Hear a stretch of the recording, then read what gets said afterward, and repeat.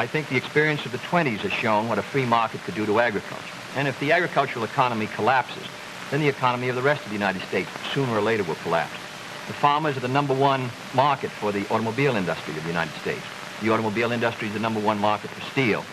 So if the farmer's economy continues to decline as sharply as it has in recent years, then I think you would have a recession in the rest of the country. So I think the case for the government intervention is a good one. Secondly, my objection to present...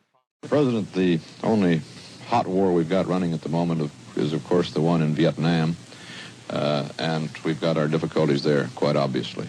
I don't think that unless a greater effort is made by the government to win popular support, that the war can be won out there. In the final analysis, it's their war. They're the ones who have to win it or lose it. We can help them, we can give them equipment, we can send our men out there as advisors, but they have to win it, the people of Vietnam, against the communists.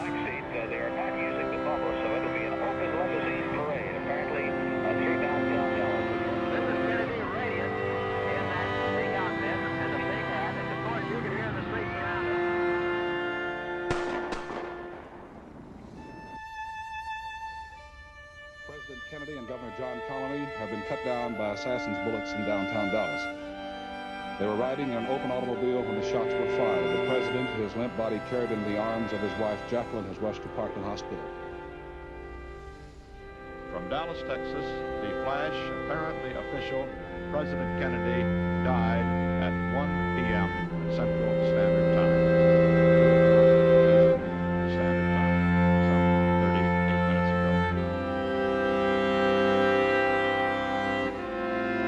It is a rare individual who asks himself, what does history require of me? How is it that I can use this life, limited as it is, to benefit not only future generations, but humanity as a whole? I may be slandered, I may be attacked by my own government, I may be put in jail, I may be shot. But I will endure that. For years, the story of so-called American leaders has been one of missed chances, of failures, and buckling under pressure. Men have become as much crippled by their choice of actions as their decision not to act. And society, not seeing a solution proffered by their chosen leaders, has been enslaved by the blind adherence to those conventional beliefs that would guarantee its destruction.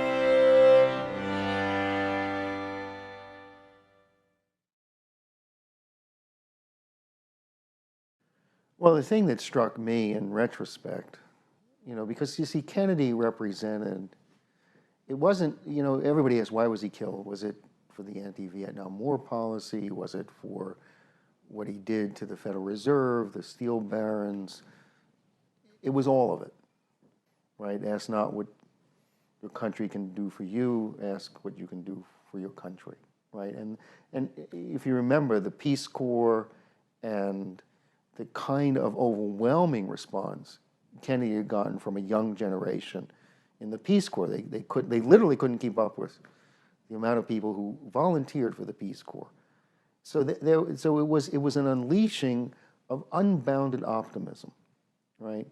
And in a sense, that was Kennedy's crime. In a period of 5 years, the U.S. experienced back-to-back assassinations. John F. Kennedy, who was taken out by the same international assassin ring that had attempted to kill Francis de Gaulle, then Malcolm X, then Martin Luther King, and then Robert Kennedy.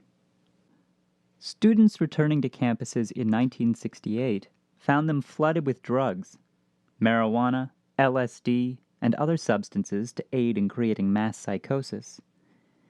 This shift, catalyzed by the CIA and aided significantly by the Congress for Cultural Freedom, fostered the growth of cultural irrationalism, taking the form of political movements like environmentalism, women's liberation, black liberation, and others associated with the New Left, itself an intrinsically fascist movement. There was 2 successive big sit-ins. The first one I wound up leading along with other people who were working with Lynn at the time. There was Vietnam-related issues, but more especially Columbia University's taking over of a park in Harlem, in effect, to build a gym. The group that I was working in with Lynn was always bringing, or trying anyway, to bring the students to deal with larger issues of life of most people in this country rather than student issues per se. Like because a subtext issue was student deferments, that the students had been able to get out of the draft by being in college. And given the demands of manpower in the Vietnam War, those deferments were being ended. But we couldn't agree with just bringing students to fight for a student privilege. And on the contrary, we looked at the issues of, beyond just the gym in Morningside Heights, we looked at the issues of Columbia as a big landlord and a big slumlord in that whole area, which it was, it still is, as far as I know. So we were fighting for issues of, in effect, for issues of life for most people in this country, and bearing on the way that the economy had been increasingly misdirected over the recent decades, which had led to the dollar crises, to the pound and dollar crises. The thing to do would have been to bring that movement outwards, to that kind of movement outwards, to other campuses and other layers of people and students, which is what we began to do, what we attempted to do. We were successful to some extent. The students who had fled out the window of Low Library instead wanted something which is what became the later days of rage at the Democratic Convention in Chicago. Expression of rage and violence. And that's what they did as what was called Hamilton II, a second Columbia sit-in, which had really no purpose but rage and violence. Around this time, they began getting some Ford Foundation funding, or at least by the time after Hamilton II, they had some Ford Foundation funding. So they had, with that funding, a continuing organization in New York, which had like mini riots in Harlem, set fire to cars, and established itself as the Weatherman later that year, and really led the Chicago Days of Rage business. So, I mean, that's a sketch history. It does, in any case, at least to me, it indicates how that eruption out of really clinical baby boomers crippled the Democratic Party. I mean, the Democratic Party was crippled enough, really, as it was, with Johnson stepping down, Kennedy's assassination, but they threw in the final poison pill with their stuff so that the Democratic constituency was splintered. With the assassination of the next president, Robert Kennedy, and the counter-revolutionary New Left having fractured and demoralized the traditional base of the Democratic Party, the United States elected the most unlikely and unqualified man for president, Richard Nixon. Beginning publicly in 1961, Lyndon LaRouche forecast that after the middle of the 1960s, the first of a series of major monetary disturbances would result in the collapse of the existing Bretton Woods agreements. This collapse would cause increased looting of the developing sector nations and the imposition of austerity measures model upon those of fascist regimes in international economic relations and in the U.S. domestic economy. Teaching a course on economics at a number of universities, LaRouche recruited the original members of his youth movement, who were otherwise being trained to usher in the fascist economic policies of his intellectual rivals, who he called quackademics. The quackademics insisted that LaRouche's forecast was wrong, and that Bretton Woods could never collapse because of built-in stabilizers. But by August 15, 1971, it was obvious that LaRouche had been right, and every economist who refused to accept his assessment was a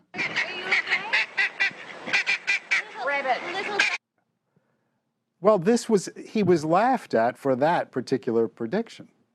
That's why it was such a vindication of him when it happened. And we had a massive wave of recruitment. Because I think one thing people knew about him more than anything else, among those who were interested at all, was that this guy's a nut because he thinks the Bretton Woods system will collapse. Whereas it's impossible because we have built-in stabilizers. That was the big thing then. In fact, when I took college economics, the whole point was the built-in stabilizers. There can never be another depression collapse because now we have the built-in stabilizers. But how was it that LaRouche had been correct and all the others incompetent? LaRouche understood, as the putative authorities did not, that economics is existential. For each technological mode of economic activity, there is a corresponding finite resource base. In order to avoid the collapse of society that would surely follow the exhaustion of any one resource base, new technologies must be introduced. Hence, society must foster activity that will generate the scientific discoveries upon which the possibility of new, higher technologies and their associated resource bases depend. However, the putative authorities not only rejected this notion of economics, but created elaborate financial fantasies where monetary processes, like the increase in money supply, was supposedly a key indicator of economic prosperity. What those standard monetarist theories fail to take into account is the incommensurability of physical and monetary processes. With that crucial misunderstanding, disaster becomes simultaneously invisible to those within the system and inevitable for the system itself. Such was the case when LaRouche put out the challenge for any economist to debate him. 4 months after Nixon ended the Bretton Woods system, the quackademics offered up Abba Lerner, the establishment's leading Keynesian economist. There was the famous incident in December of 1971 where Lyndon LaRouche debated Professor Abba Lerner at Queens College and shamed Lerner into admitting that he was a Schachtian. And at one point, Lerner defended himself by saying if they had listened to Schacht, Hitler would not have been necessary. And there was just a complete stunned silence in the room. I mean, this was tantamount to one of the great so-called liberal economists in New York City admitting that he was a Nazi. At that point, LaRouche was directly warned by none other than Sidney Hook, who had been the head of the Congress for Cultural Freedom. And Hook told LaRouche right after that Abba Lerner debate, we have now categorized you as a potential threat. And if you ever reach the point that you begin to develop real political clout, we will destroy you. What was this faction that was intent on bringing back the economic policies of Nazi finance minister Hjalmar Schacht only 20 years after the United States had defeated fascism?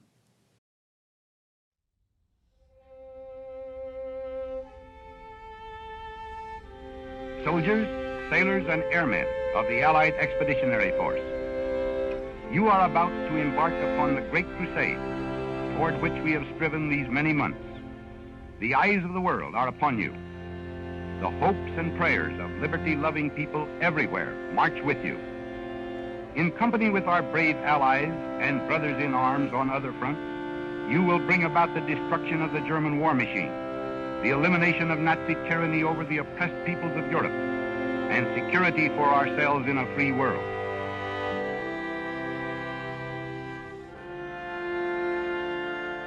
On June 6, 1944, the Allied forces made their long-awaited breakthrough at Normandy.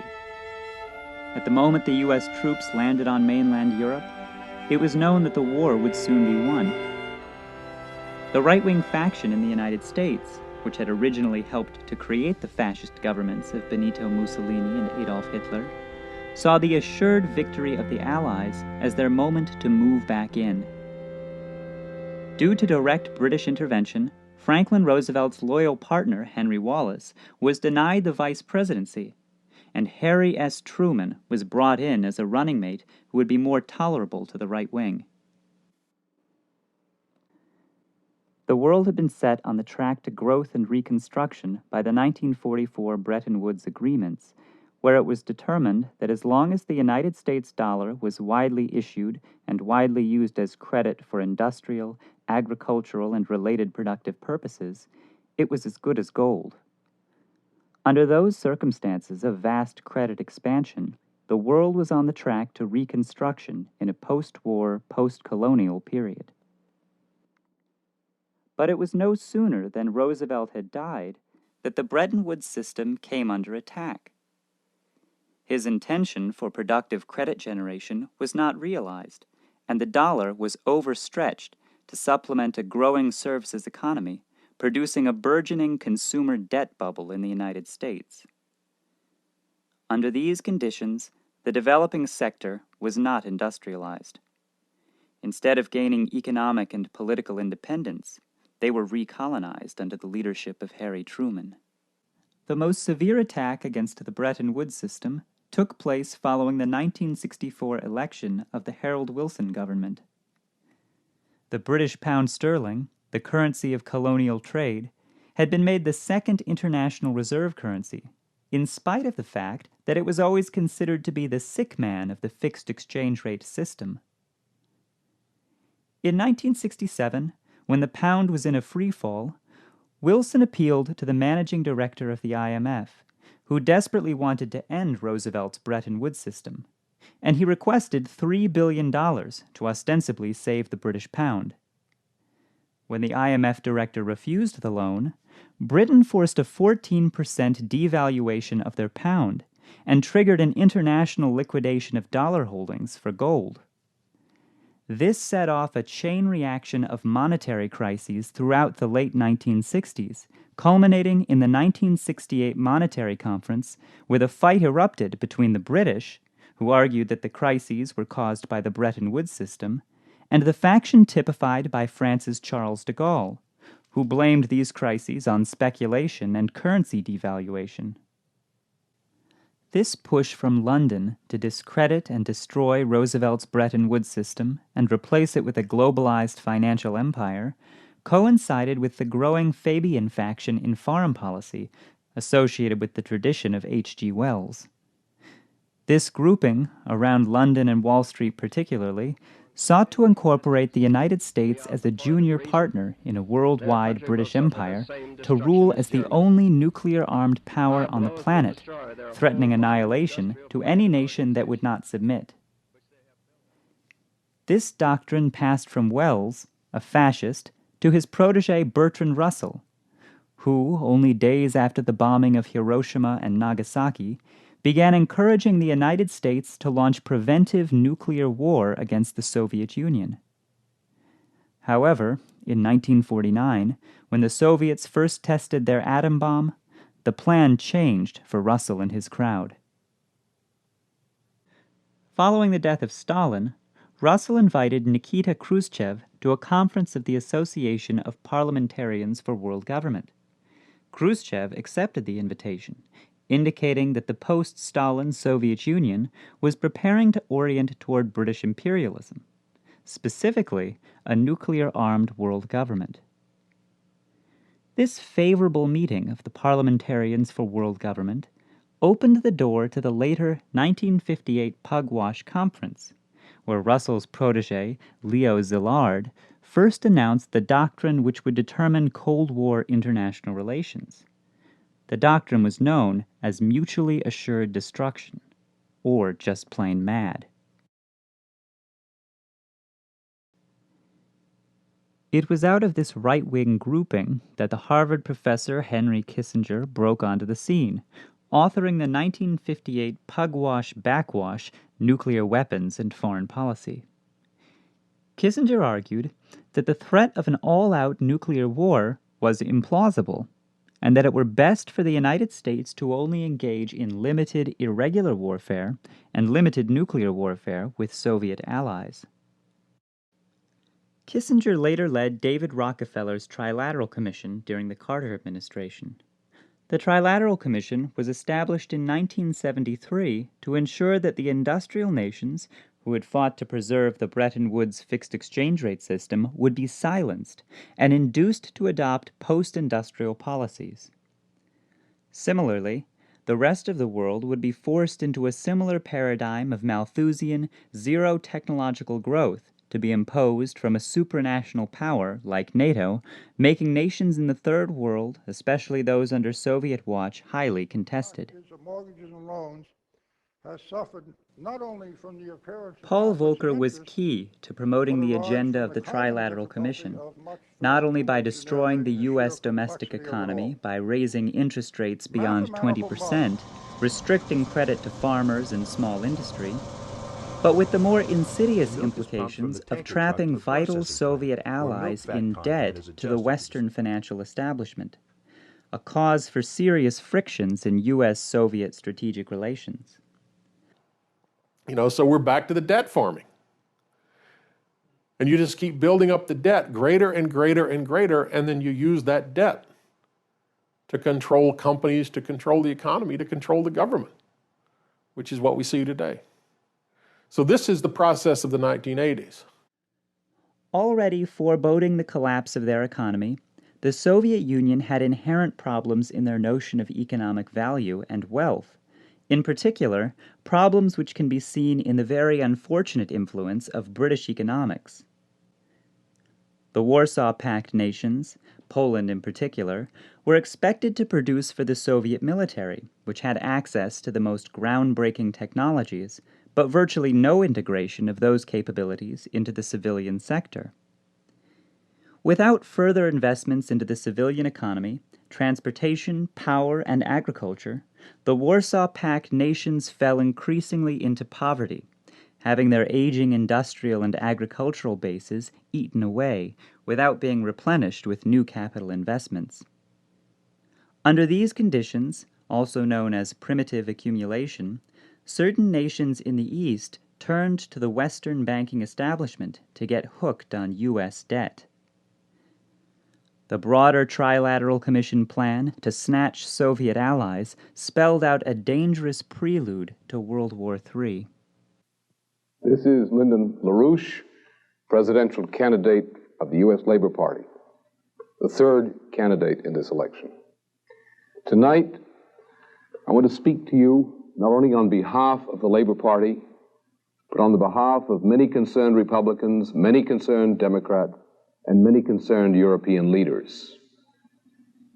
We are convinced, not only me, my party, but key Republicans, key Democrats, key leaders in Europe, key leaders of the Third World, that the election of Jimmy Carter to President of the United States on November 2nd would mean that the United States was, to all intents and purposes, irreversibly committed to thermonuclear war no later than the summer of 1977. To counter the influence of the Trilateral Commission's candidates, Mondale and Carter, LaRouche ran on the Labor Party ticket, proposing the International Development Bank to allow the utterance of credit for priority regional economic programs, particularly to encourage stability in the Middle East. Sometimes, what is most important in history is what does not happen. Many of these proposals will be unpopular. Some will cause you to put up with inconveniences and to make sacrifices. The 1976 exposure of Brzezinski, Kissinger, and Carter's program for a nuclear showdown opened up the sensitive, patriotic layers in the military, intelligence, and government institutions to Lyndon LaRouche. During those perilous years of the Carter administration, LaRouche served as an unofficial channel of communication between elements inside the official U.S. intelligence establishment and their Soviet counterparts. This was part of a fail-safe system built up to minimize the danger of some misunderstanding triggering a strategic confrontation. By 1977, LaRouche and key elements of the scientific community launched the Fusion Energy Foundation, which quickly became the most prominent organization promoting nuclear fusion, as well as a venue for further collaboration and development of the core concept of LaRouche's economic ideas. The Fusion Energy Foundation, led by LaRouche, produced a report on nuclear beam defense which circulated in military intelligence circles. The method we must use is called layered strategic ballistic missile defense. The first line of defense is beam weapons, which are assigned to destroy Soviet missiles at the moment those missiles are launched. The second line of defense is beam weapons assigned to destroy Soviet missiles in those missiles' highly vulnerable boost phase. The third line of defense is beam weapons assigned to hit repeatedly at all Soviet missiles and deployed warheads in the stratosphere. The fourth line of defense includes special effects bombs, which detonate above the level of our atmosphere, which will cause incoming warheads to tumble and therefore to burn up as they enter the atmosphere. The fifth line of defense is ground-based beam weapon systems assigned to destroy warheads as they descend through the atmosphere. The final line of defense includes throwing everything, including the kitchen sink if need be, to destroy a warhead before it reaches its target. Through this, LaRouche exposed the truth of the Cold War and confronted the Russellite crowd with an existential threat. Nations could now bring an end to the insane international policy doctrine of MAD by forming new parameters for cooperation, working together to develop new physical principle technologies for defense against ballistic missiles, and spreading those technologies throughout the civilian sector for the purpose of national development. In light of his growing influence, there was a widespread assumption that if LaRouche were heavily attacked and slandered, he could be contained and would be incapable of influencing the policy of the U.S. government or any other. But that assumption was proven wrong, and the greatest fears of LaRouche's enemies were confirmed. So we had a meeting with all these candidates. This is 1980. And Reagan was there and other candidates, and I was sitting next. We were seated in alphabetical order by surname. So Reagan was on the extreme left, and I was seated next to him. So we got into a conversation, and this became quite notable. Now, my adversary, one of the key adversaries of me in this whole business was, who made himself my adversary, was George W. Bush, H.W. Bush. My presence got Bush all upset, and Bush began to do foolish things, and he lost a debate with Reagan in Manchester, and then he really lost it in Nashua. This is all on record. It's all available. And what he said, I'm paying for this microphone. Reagan did. And Reagan really was a runaway nominee for the Republican convention at that point on. Beginning in early 1981, LaRouche and his associates were brought into meetings with members of Reagan's National Security Council. After opening a dialogue with the Reagan administration, LaRouche was contacted by Soviet representatives at the UN, who asked to hear his assessment of the new Reagan administration. His collaboration with Reagan's National Security Council and certain elements in the Soviet Union provided the background for Reagan's request that LaRouche take part in an official back channel with Soviet representatives to manage increasingly tense relations. 2 months later, LaRouche was meeting with the Soviet embassy official in Washington, Yevgeny Shershnev.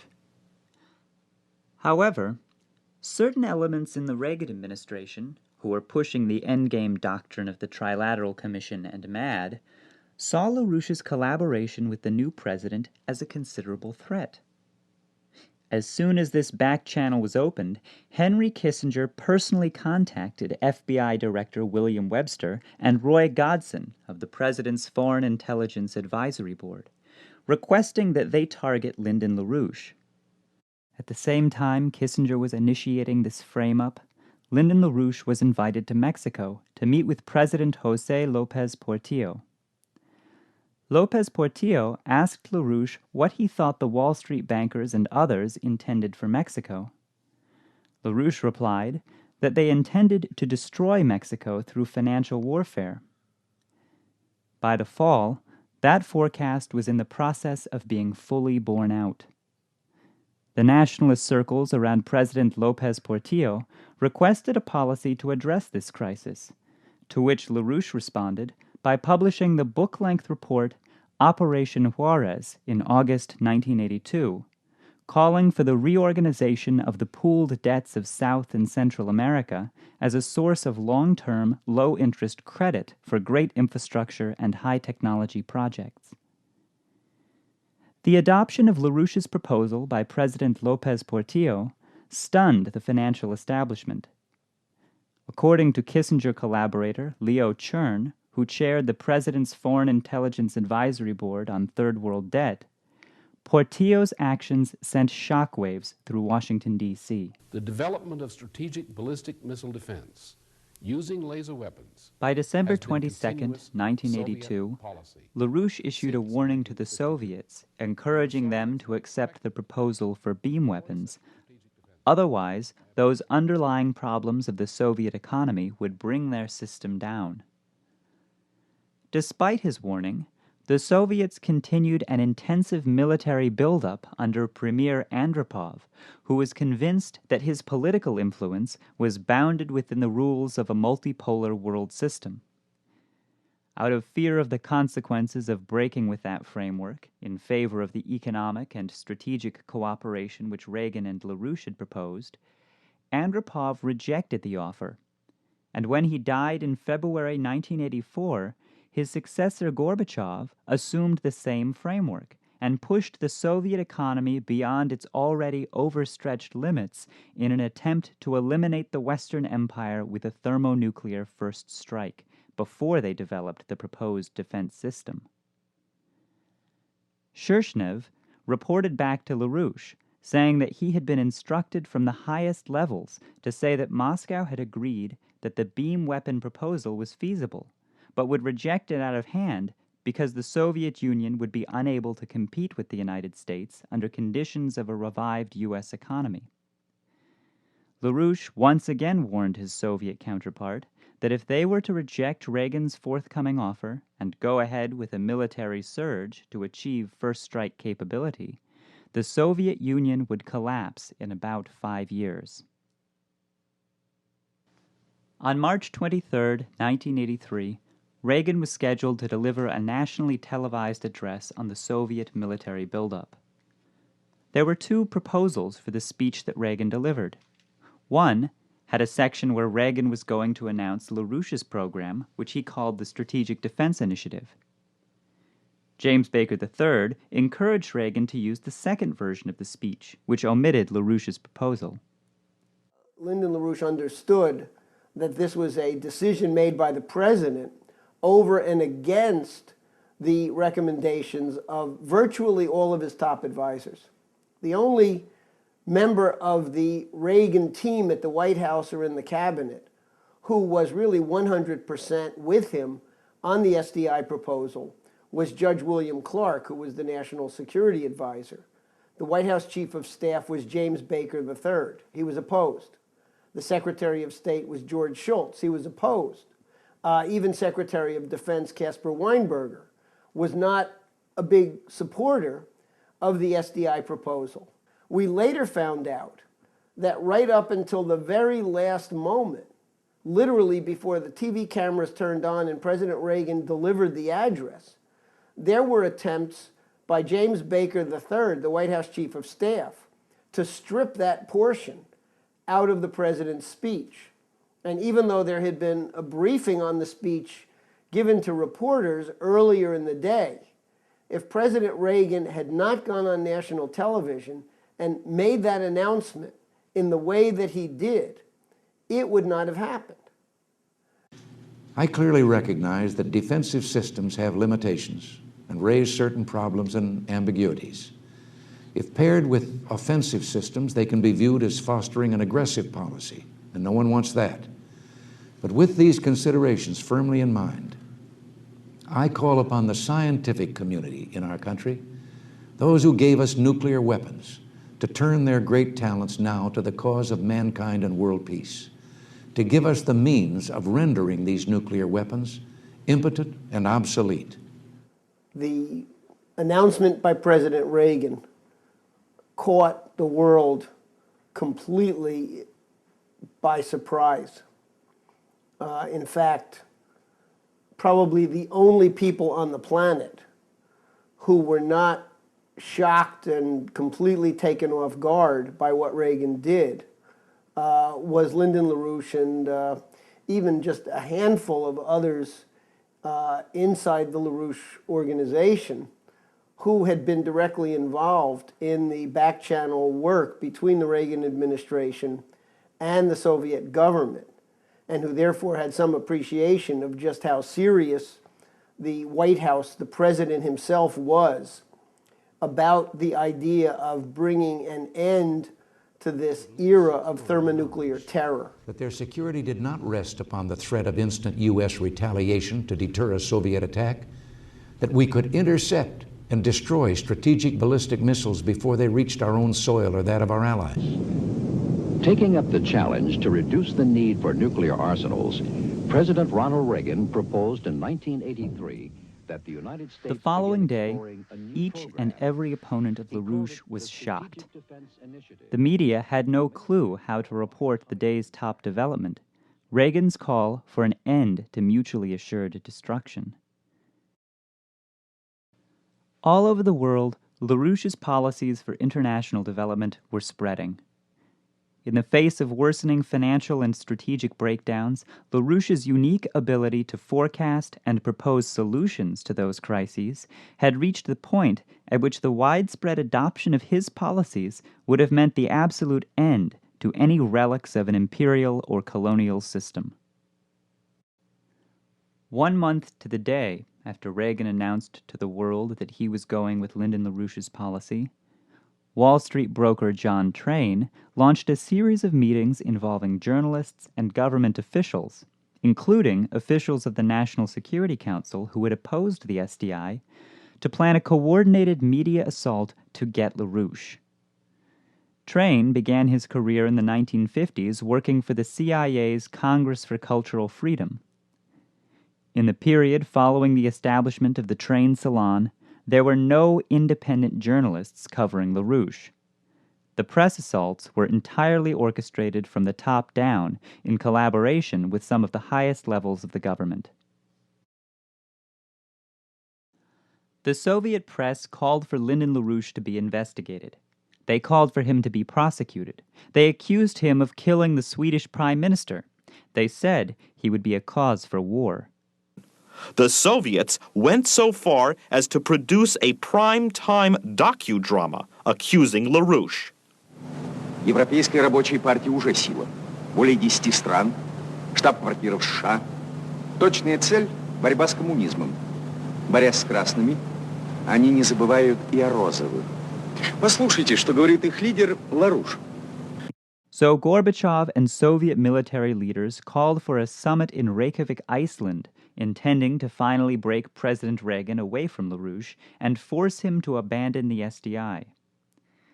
The forces in the United States and the Soviet Union grew increasingly desperate, and they were willing to risk much to bring down LaRouche. In the United States, LaRouche was not only a major factor in the White House, but his associates were spreading his ideas in elections across the country.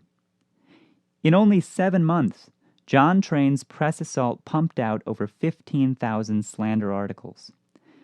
Yet LaRouche's associates were running for office and winning more and more votes. 60 articles a day, 7 days a week, pumped through the press. But the American people were not breaking with LaRouche, and the president was not breaking with LaRouche either. One day before the Reykjavik summit, on October 6, 1986, the sleepy farm town of Leesburg, Virginia, was invaded by a federal task force of hundreds. Lyndon LaRouche's campaign offices were raided, and his home was surrounded by over 400 federal, state, and local police personnel with aircraft and armored vehicles. The intention was not for LaRouche to be peacefully turned over to the authorities, nor was it to have a long trial and sentencing. The intention was to stop his influence through assassination. Clearly, President Reagan did not want anything to do with a government political assassination conducted by his own government. So somewhere within the White House and those intelligence circles, there was a fight pushing back against those led by people like Henry Kissinger, who wanted the outcome of the October 1986 raids to be the murder of Lyndon LaRouche and God knows how many other of his colleagues. The legal frame-up of Lyndon LaRouche reached the boiling point in early 1987, when the federal government forced LaRouche's publishing companies into involuntary bankruptcy, an unprecedented act in American history, declared illegal only 2 years later. 1 month after the Department of Justice bankrupted, seized, and liquidated LaRouche's major publications, LaRouche warned of the outbreak of a major collapse in mid-October. As these forecasts played out, LaRouche fought the Department of Justice frame-up to ensure his availability to America, Russia, and the rest of the world during the looming crisis of 1989. In October of 1988, LaRouche received permission to travel to West Germany. The Berlin Wall had not yet come down. That would occur a little over a year later. But LaRouche went to Berlin to make yet one final offer to the Soviet Union that would have perhaps even at that late date opened the prospect of the Soviet Union surviving, but going through a peaceful transformation. LaRouche gave a press conference at the Kempinski Hotel in West Berlin, literally in the shadow of the Brandenburg Gate, which separated East and West Berlin. Many today will agree that the time has come for early steps toward the reunification of Germany, with the obvious prospect that Berlin might resume its role as the nation's capital. For the United States, as for Germans and Europe generally, the question is, will this reunification process be brought about by assimilating the Federal Republic into the East Bloc's economy or economic range of influence, or can it be accomplished in a different way? In other words, is a united Germany to come into being as a part of Europe from the Atlantic to the Urals, as President de Gaulle proposed, or as Mr. Gorbachev has desired, a Europe from the Urals to the Atlantic? LaRouche, as part of a Food for Peace initiative that he was leading in the fall of 1988, went to Berlin and gave a final offer and a final warning to the Soviet Union that if they were not willing to accept this latest offer of cooperation from the West to help revive the economy of Poland that was collapsing at the time, and to use this as another opportunity to forge lines of cooperation rather than conflict between the Soviet Union and the Warsaw Pact on the one side and the US and Europe and NATO on the other, then this would merely accelerate the collapse of the Soviet Union. This lesson, despite all attempts at structural reform, and despite any amount of credit supplied by the foolish West, the Soviet bloc economy as a whole has reached the critical point. At its present time, in its present form, it will continue to slide downhill from here on, even if the present worldwide food crisis had not come into being. Only days after his final warning to the Soviet Union, LaRouche and several of his associates were indicted in Alexandria, Virginia, on fraudulent charges. Several months earlier, a jury was called in Boston, but they were dismissed after a mistrial. That jury later reported at a press conference that they could find no evidence to convict LaRouche, only evidence that the government intended to frame him. LaRouche and his associates were indicted again and called to trial at the U.S. District Court in Alexandria, Virginia, known as the Rocket Docket, for its speedy convictions and forced guilty pleas. Key evidence was barred from the trial under special orders from Richard Nixon's specially appointed federal judge, Albert V. Bryan, Jr. And in just 2 months, from indictment to trial to conviction, LaRouche was railroaded into prison.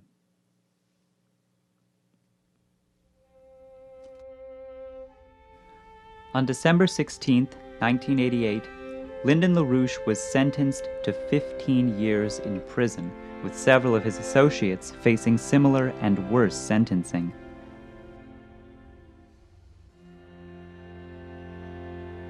As LaRouche and his associates watched from prison, the Cold War era came to an end with the Soviet economy's collapse, just as he had forecast in 1983.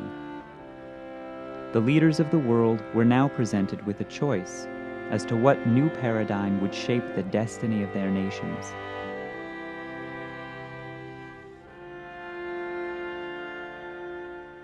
Unfortunately, the world did not return to the optimism of John F. Kennedy. The new Bush administration rejected LaRouche's Strategic Defense Initiative. The British government moved to stifle the development of a reunified Germany through assassination and coercion. And the former Soviet bloc was asset-stripped to feed the failing economies in the West and usher in the era of globalization.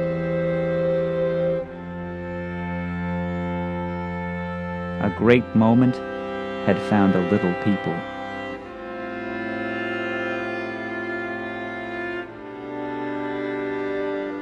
Therefore, the issue is the nature of man, the nature of the human individual. Is the human individual an animal who simply has dog-like characteristics or cow-like characteristics, certain species characteristics given by a biological endowment? Or is mankind the human mind? Is mankind the creative being that Zeus hated?